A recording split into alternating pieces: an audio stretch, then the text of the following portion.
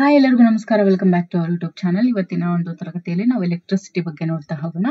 ಮೊದಲನೇದಾಗಿ ಎಲೆಕ್ಟ್ರಿಸಿಟಿ ಅಂತ ಬಂದ್ರೆ it is the set of physical phenomena ಅಂತ ಹೇಳ್ತೀವಿ, associated with presence and flow of electric charge. There will be a presence of electric charge and also flow of electric charge will be there.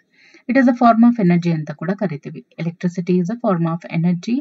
Also it is the flow of electrons ಅಂತ ಕೂಡ ಹೇಳ್ತೀವಿ. Flow of electricity is the flow of electrons ಅಂತ ಹೇಳ್ತೀವಿ. Okay. It gives a wide variety of well-known effects. ಅದು ನೋಡಿ, wide variety of well-known effects ಅನ್ನ ಕೊಡುತ್ತೆ, such as lightning, static electricity, electromagnetic induction, ಮತ್ತೆ electric current. Electric charge ಬಂದು it is a property of some subatomic particles ಅಂತ ಹೇಳ್ತೀವಿ, which determines their electromagnetic interactions. ಇದು electromagnetic interactions ಬಗ್ಗೆ ಹೇಳುತ್ತೆ. And electric charge generates electric field. ನೋಡಿ, electric charge ಏನಿರುತ್ತೆ that generates electric field. The electric charge influence other electric charges with electric force and influenced by the other charges with the same force in the opposite direction ಆಗಿರುತ್ತೆ. And the SI unit of electric charge is the coulomb ಅಂತ ಹೇಳ್ತೀವಿ. One coulomb has the charge of 6.242 into 10 into 1018 electrons, ಅಂದ್ರೆ 10 to the power of 18. 6.242 into 6.4 into 10 to the power of 18 electrons. Okay. ಇನ್ನು Q is equal to I into T ಅಂತ ಹೇಳ್ತೀವಿ. So Q ಅನ್ನುವಂಥದ್ದು electric charge ಕೊಲಂಬಲ್ಲಿ measure ಮಾಡ್ತಾರೆ, and I ಅನ್ನುವಂಥದ್ದು electric current ampere ಅಲ್ಲಿ ಹೇಳ್ತೀವಿ, ಅಂಡ್ T ಅನ್ನುವಂಥದ್ದು time period measured in second. So there are two types of electric charges. Electric ಚಾರ್ಜಸ್ಗೆ ಬಂದ್ರೆ there are two types of electric charges, ಒಂದು positive, ಇನ್ನೊಂದು negative charge. So it has more protons. Positive charge has more protons than electrons. Okay. The positive charge attracts other negative charges and repel the positive charges. ನೋಡಿ, positive charge ಯಾವಾಗಲೂ negative charge ಅನ್ನ attract ಮಾಡುತ್ತೆ, ಅದೇ positive charge ಅನ್ನ repel ಮಾಡುತ್ತೆ, ದೂರ ತಳ್ಳುತ್ತೆ. Okay. And the positive charge is attracted by other negative charges. Okay. And repelled by positive charges. Negative charge ಇದು ಕೂಡ ಸೇಮ್ ಏನು, it has more electrons than protons. ಇದು ನೆಗೆಟಿವ್ ಚಾರ್ಜ್ ಯಾವಾಗಲೂ electrons ಅನ್ನ ಒಳಗೊಂಡಿರುತ್ತೆ, ಪ್ರೋಟಾನ್ಸ್ ಜಾಸ್ತಿ ಪಾಸಿಟಿವ್ ಚಾರ್ಜ್ ಒಳಗೊಂಡಿರುತ್ತೆ. And negative charge ಏನಿರುತ್ತೆ it attracts positive charge, repels negative charge. The negative charge is attracted by other positive charges and repelled by negative charges. Okay. Negative and the like poles repel each other, opposite poles attract each other. ಅಷ್ಟೇ. ಇನ್ನು charge of elementary particles ಬಗ್ಗೆ ನೋಡ್ತಾ ಹೋದ್ರೆ ಈ ಒಂದು ಇದು ಏನಿದೆ this is important. Electron charge ಬಂದ್ರೆ 1.602 into 10 to the power of -19 coulomb. Okay. And ಪ್ರೋಟಾನ್ದು ಕೂಡ 1.602 into 10 to the power of -19 coulomb. ಇದನ್ನ ಮೈನಸ್ ಅಲ್ಲಿ ಇಂಡಿಕೇಟ್ ಮಾಡ್ತೀವಿ, ಇದನ್ನ ಪ್ಲಸ್ ಅಲ್ಲಿ ಇಂಡಿಕೇಟ್ ಮಾಡ್ತೀವಿ ಅಷ್ಟೇ. ಅಂಡ್ ನ್ಯೂಟ್ರಾನ್ ಬಂದು 0.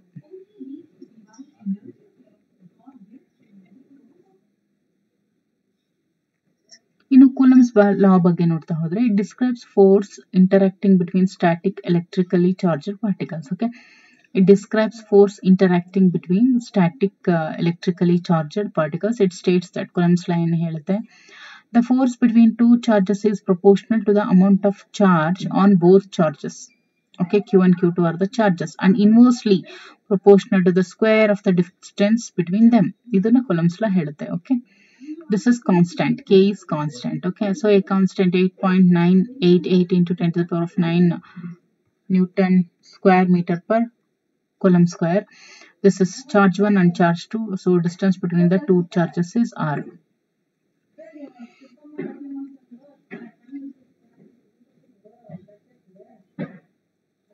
Electric current. An electric current is a flow of electric charge ಅಂತ ಹೇಳ್ತೀವಿ. In electric circuits, this charge is often carried by moving electrons in a wire ಅಂತ ಹೇಳ್ತೀವಿ. It can also be carried by ions in an electrolyte or by both ions and electrons such as in a plasma. Okay, it measured in amperes. So it is measured in amperes. Okay.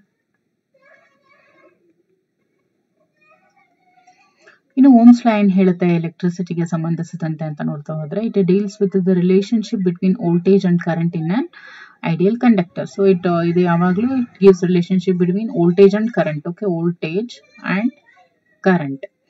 This relationship states that the potential difference across an ideal conductor is proportional to the current through it ಅಂತ ಹೇಳುತ್ತೆ. Ohm's law is given by V is equal to IR ಅಂತ ಹೇಳ್ತೀವಿ. V ಅನ್ನುವಂಥದ್ದು potential difference, okay, and R ಅನ್ನುವಂಥದ್ದು resistance, okay, I ಅನ್ನುವಂಥದ್ದು current flowing through the resistance. So the constant of proportionality is called R ಅಂತ ಹೇಳ್ತೀವಿ. For biological work it is often preferable to use the conductance G is equal to I by R ಅಂತ ಹೇಳ್ತೀವಿ. In this form Ohm's law ಏನಾಗುತ್ತೆ, I is equal to GV ಆಗುತ್ತೆ. Okay, ಇದು Ohm's law ಬಗ್ಗೆ ಆಯಿತು. ಈಗ electric field ಬಗ್ಗೆ ನೋಡೋದಾದ್ರೆ, ಎಲೆಕ್ಟ್ರಿಕ್ ಫೀಲ್ಡ್ ಅನ್ನುವಂಥದ್ದು it is defined as the electric force per unit charge ಅಂತ ಹೇಳ್ತೀವಿ. The direction of the field is taken to be the direction of the force it would exert on a positive test charge. The electric field is radially outward from a positive charge and radially in toward a negative point charge. Electric field intensity ಏನಿರುತ್ತೆ inside a charged hollow conductor and spherical surface ಎಲ್ಲಾನು 0 ಆಗಿರುತ್ತೆ.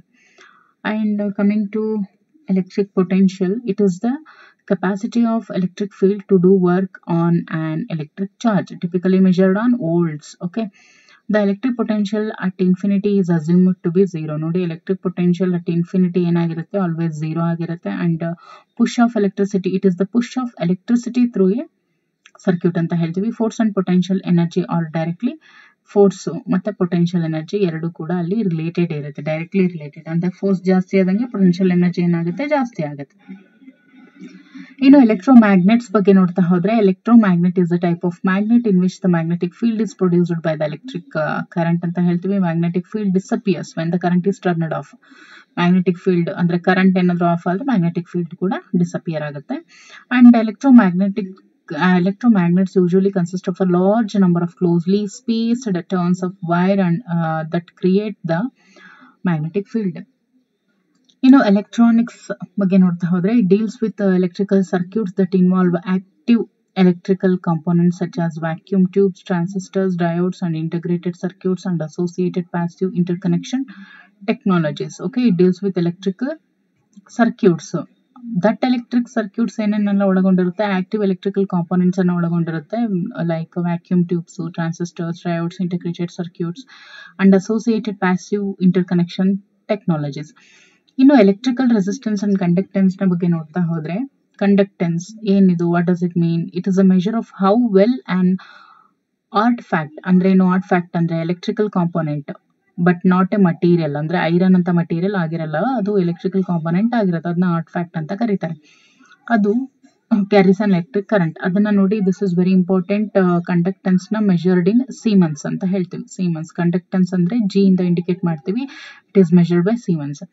ಇನ್ನು resistance ಏನಿರುತ್ತಲ್ವಾ, this is important, ನೋಡ್ಕೊಳ್ಳಿ. Okay, and resistance it is a measure of how well and art fact resist and electric current, it is measured in ohms. Okay, and the resistance of an object is defined as the ratio of voltage across it to current through it, while the conductance is the inverse. But conductance ಇದಕ್ಕೆ inverse ಆಗಿರುತ್ತೆ ಅಷ್ಟೇ. Okay, ಇನ್ನು measuring instrument ಬಗ್ಗೆ ನೋಡ್ತಾ ಹೋದ್ರೆ, ಯಾವೆಲ್ಲ measuring instruments ಅನ್ನು ನಾವು ಎಲೆಕ್ಟ್ರಿಸಿಟಿಯಲ್ಲಿ ಉಪಯೋಗಿಸ್ತೀವಿ? Ammeter, it is the measuring instrument. ಏನಕ್ಕೆ? To measure the electric current in a circuit. ಇದನ್ನ ಎಲೆಕ್ಟ್ರಿಕ್ ಕರೆಂಟ್ ಅನ್ನ ಮೆಜರ್ ಮಾಡೋದಕ್ಕೆ ಸರ್ಕ್ಯೂಟ್ ಅಲ್ಲಿ, ಅದಕ್ಕೆ ಆಮೀಟರ್ ನ ಬಳಸ್ತಾರೆ. Voltmeter, it is used for measuring electric potential difference between 2 points in an electric circuit.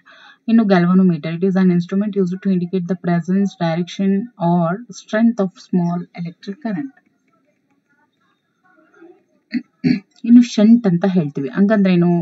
Which allows electric current to pass around another point in the circuit by creating a low resistance part, ಅದನ್ನು ನಾವು shunt ಅಂತ ಹೇಳಿ ಕರಿತೀವಿ. So ಇದಿಷ್ಟು instruments ಆದ್ರೆ, ಈಗ ನೋಡೋಣ electrical conductivity. Electrical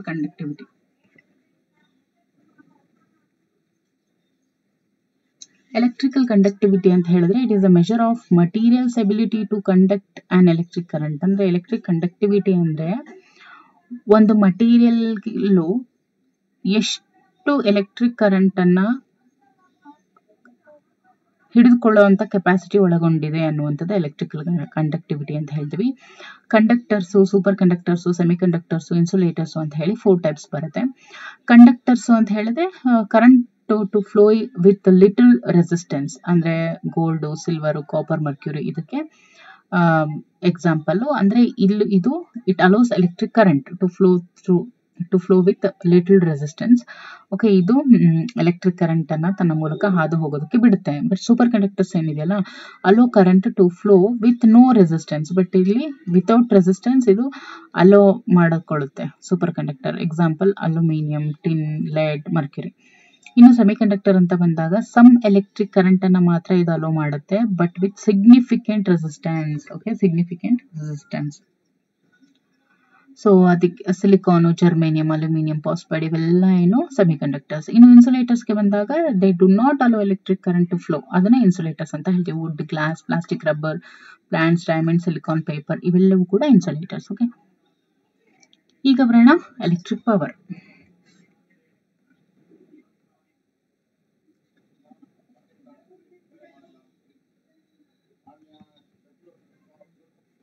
ಈಗ ಎಲೆಕ್ಟ್ರಿಕ್ ಪವರ್ ಅನ್ನ ನೋಡೋದಾದ್ರೆ, ಎಲೆಕ್ಟ್ರಿಕ್ ಪವರ್ ಅಂತ ಹೇಳಿದ್ರೆ rate of change of consumption in an electric circuit. Okay, rate of energy consumption. Okay, rate of energy consumption, ಎಷ್ಟು ಎನರ್ಜಿ ಕನ್ಸ್ಯೂಮ್ಷನ್ ಆಗಿದೆ ಆ ರೇಟ್ ಅನ್ನ ಎಲೆಕ್ಟ್ರಿಕ್ ಪವರ್ ಅಂತ ಹೇಳ್ತೀವಿ. Electric power is the rate of energy consumption in on electrical circuit. It's unit of power is watt ಅಂತ ಹೇಳ್ತೀವಿ. ಇದ್ರ unit of power watt, 1 joule per second. So ಇದನ್ನ ನಾವು ಎಲೆಕ್ಟ್ರಿಕ್ ಪವರ್ ಅನ್ನ QV/T ಅಂತ ಹೇಳಿ ಇಂಡಿಕೇಟ್ ಮಾಡ್ತೀವಿ. ಸೊ ದಟ್ IV ಅನ್ನುವಂಥದ್ದು this is work done per time ಆಗುತ್ತೆ. ನೋಡಿ, Q ಅನ್ನುವಂಥದ್ದು ಎಲೆಕ್ಟ್ರಿಕ್ ಚಾರ್ಜ್, V ಅನ್ನುವಂಥದ್ದು ಎಲೆಕ್ಟ್ರಿಕ್ ಪೊಟೆನ್ಷಿಯಲ್ ಅಥವಾ ವೋಲ್ಟೇಜ್ ಇನ್ ವೋಲ್ಟ್ಸ್ ಅಂತ ಹೇಳ್ತೀವಿ. ಓಕೆ, ಇನ್ನು T ಅನ್ನುವಂಥದ್ದು ಟೈಮ್ ಇನ್ ಸೆಕೆಂಡ್ಸ್. ಈಗ kilowatt hour. It is derived unit of energy equal to 3.6 mega joules ಅಂತ ಹೇಳ್ತೀವಿ. It is if the energy is being transmitted or used at constant rate over a period of time, the total energy in kilowatt hour is the product of power in kilowatt and the time in hours ಅಂತ ಹೇಳ್ತೀವಿ. Okay, ಇನ್ನು electric fuse ಅಂತ ಬಂದಾಗ it is used to protect circuits from current, overload and make sure the protection of the circuit. All electrical appliances like bulb, fans, etc. are connected in parallel across the live wires and neutral wires. Fuse consists of a low resistance metallic wire enclosed in a non-combustible material. ಇದಿಷ್ಟು electric fuse ಆಯಿತು. So electric fuses ಅನ್ನು ನಾವು ಏನಕ್ಕೆ use ಮಾಡ್ತೀವಿ? Circuits ಅನ್ನ over current ಇಂದ protect ಮಾಡಲಿಕ್ಕೆ electric fuse ಅನ್ನ ಯೂಸ್ ಮಾಡುವಂಥದ್ದು. ಓಕೆ, ಇನ್ನು ಎಲೆಕ್ಟ್ರಿಕ್ ಸೆಲ್ಗೆ ಬಂದ್ರೆ ಇದು ಕೆಮಿಕಲ್ ಎನರ್ಜಿಯನ್ನ ಎಲೆಕ್ಟ್ರಿಕಲ್ ಎನರ್ಜಿ ಆಗಿ ಕನ್ವರ್ಟ್ ಮಾಡುತ್ತೆ. ಕೆಮಿಕಲ್ ಎನರ್ಜಿಯನ್ನ ಎಲೆಕ್ಟ್ರಿಕಲ್ ಎನರ್ಜಿ ಆಗಿ ಕನ್ವರ್ಟ್ ಮಾಡುತ್ತೆ. ಬೇಸಿಕಲಿ 2 ಟೈಪ್ಸ್ ಇದೆ, ಒಂದು ಪ್ರೈಮರಿ ಸೆಲ್, ಇನ್ನೊಂದು ಸೆಕೆಂಡರಿ ಸೆಲ್. ಓಕೆ, 2 ಟೈಪ್ಸ್ ಇದೆ, ಒಂದು ಪ್ರೈಮರಿ ಸೆಲ್, ಇನ್ನೊಂದು ಸೆಕೆಂಡರಿ ಸೆಲ್. ಪ್ರೈಮರಿ ಸೆಲ್ ಅಂದ್ರೆ ಏನು? In this cell, electrical energy is obtained from the irreversible chemical reaction takes place inside the cell. But after completing discharge, primary cell becomes unserviceable ಆಗುತ್ತೆ. ಅಂದ್ರೆ primary cell ಮತ್ತೆ use ಮಾಡಕ್ ಬರೋದಿಲ್ಲ. Okay, example Leclanche cell, Daniell cell, dry cell, voltaic cell ಒಂದ್ಸತಿ use ಮಾಡಿದ್ಮೇಲೆ ಮುಗೀತು. ನಾವು ಅದನ್ನ after completing discharge primary cell becomes unserviceable, ನಾವು ಮತ್ತೆ ಅದು ಉಪಯೋಗಕ್ಕೆ ಬರೋದಿಲ್ಲ. ಬಟ್ ಸೆಕೆಂಡರಿ ಸೆಲ್ಸ್ ಏನಿದೆಯಲ್ಲ, it can be charged again and again. So acid and alkali accumulators are the types of secondary cells ಅಂತ ಹೇಳ್ತೀವಿ. ಫಾರ್ ಎಕ್ಸಾಂಪಲ್, ನಾವು ಮೊಬೈಲ್ಗೆ ಯೂಸ್ ಮಾಡುವಂಥ ಚಾರ್ಜಸ್ ಆಗಿರ್ಬೋದು, ರಿಪೇರ್. ಓಕೆ, ಸೆಕೆಂಡರಿ ಸೆಲ್ಸ್ ನಾವು ಅದನ್ನು ಮತ್ತೆ ಚಾರ್ಜ್ ಮಾಡ್ಬೋದು. Okay, it can be charged again and again. ಇವು secondary cells. Primary cell irreversible chemical reaction. Reversible ಅಲ್ಲ, ಇರ್ರಿವರ್ಸಿಬಲ್ ಮೀನ್ಸ್ ಒಂದ್ಸತಿ ಮಾಡಿದ್ರೆ ಮುಗೀತು. Okay, it is irreversible. So electrical energy is obtained from irreversible chemical reactions takes place inside the cell. ಅದನ್ನ primary cell ಅಂತ ಹೇಳ್ತೀವಿ. So ಇದಿಷ್ಟು electricity ಬಗ್ಗೆ ಆಗಿತ್ತು. ಓಕೆ, ಏನೇನು ನೋಡಿದ್ವಿ ನಾವು?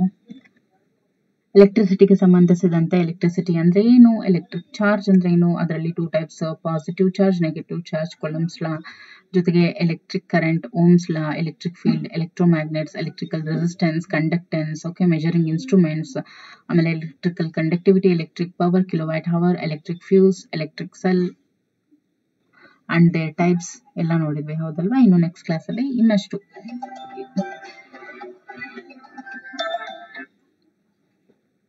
ಇನ್ನಷ್ಟು ನೋಡ್ತಾ ಹೋಗೋಣ. Okay, thank you for watching.